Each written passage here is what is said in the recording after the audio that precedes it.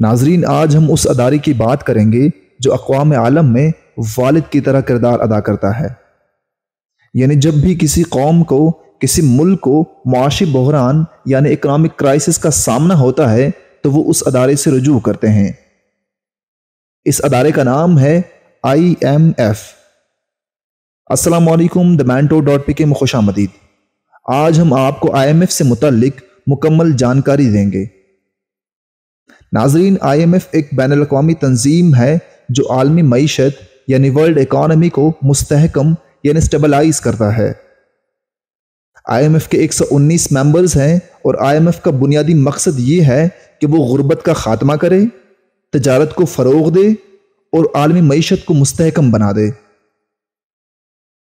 ناظرین، IMF نہ صرف غریب ممالک کو فنڈز مہیا کرتا ہے بلکہ ان کو پالیسی گائیڈ لائن بھی فراہم کرتا ہے اور ان ممالک کی معاشی ترقی کی نگرانی بھی کرتا ہے۔ اب سوال یہ پیدا ہوتا ہے کہ IMF کب بنایا گیا اور کیوں بنایا گیا؟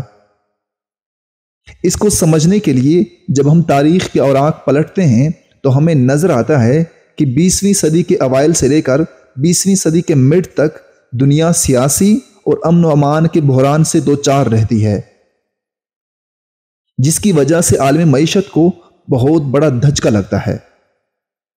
2 عالمی جنگیں اور ان کے بیچ میں 1929 میں آنے والا گریٹ ڈپریشن امریکہ جیسی بڑی اکانومیز کے سٹاک ایکسچینج کو بھی کریش کرا دیتی ہیں اور ان ممالک کی GDP گروتھ ریٹ 15% سے ڈکلائن کر جاتی ہے۔ ایسے حالات میں 44 ممالک کے سربراہان 1944 کو امریکہ کے ایک گاؤں جسے برٹن ووڈز کہتے ہیں وہاں جمع ہوتے ہیں اور یہ طے پاتا ہے کہ ایک ایسا ادارہ بنانا چاہیے جو مستقبل میں ہمیں ایسے سنگین مالی بحران میں معاونت فراہم کر سکے۔ اس طرح سے IMF وجود میں آتا ہے۔ IMF کس طرح سے مالی مدد فراہم کرتا ہے، اس کو سمجھنے کے لیے ہمیں IMF کے 3 جو بنیادی انسٹرومنٹ ہے ان کو سمجھنا ہوگا۔ ان میں سب سے پہلے سرویلنس یعنی مالی نگرانی آتا ہے، دوسرے نمبر پر لینڈنگ یعنی امداد کی فراہمی آتا ہے اور 3rd نمبر پر ٹیکنیکل اسسٹنس آتا ہے۔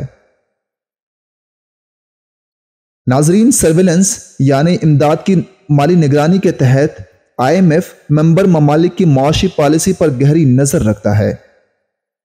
اس کے تحت یہ ممالک کو اپنی معیشت بہتر بنانے کے لیے مشورے بھی فراہم کرتی ہے اور ممبر ممالک اس بات کے پابند ہوتے ہیں کہ وہ IMF کے مشوروں پر عمل کرے۔ دوسرے نمبر پر لینڈنگ یعنی امداد کی فراہمی آتا ہے۔ IMF معاشی بحران کے شکار ممبر ممالک کو پیسوں کی شکل میں مالی مدد فراہم کرتا ہے، لیکن یہ پیسے اچھے خاصے شرائط ماننے کے بعد ہی ملتے ہیں۔ ان شرائط میں currency devaluation, privatisation, removing subsidies, budget allocation اور انکریز ان انرجی ٹیرفز جیسے مشکل فیصلے کرنے پڑتے ہیں۔ ناظرین، تیسرے نمبر پر ٹیکنیکل اسسٹنس آتا ہے۔ اس کے تحت IMF اپنے ممبر ممالک کی ٹریننگ کرتا ہے تاکہ وہ اپنی فسکل پالیسی یعنی اپنی سالانہ مالی پالیسی کو ٹھیک بنا سکے اور اپنے بینکنگ کے اعداد و شمار کو چیک اینڈ بیلنس میں رکھے۔ اب سوال یہ پیدا ہوتا ہے کہ IMF کے پاس خود کہاں سے پیسے آتے ہیں؟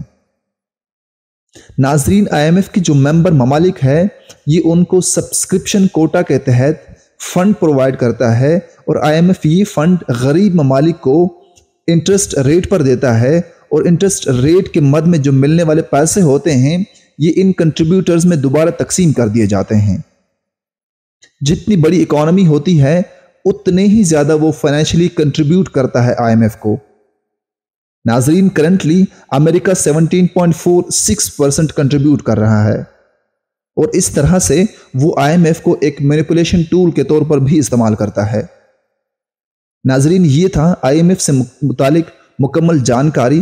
انشاءاللہ نیکسٹ لیکچر میں ہم IMF کو پاکستان کے تناظر میں ڈسکس کریں گے۔ تب تک کے لیے اپنا خیال رکھیں۔ اللہ حافظ۔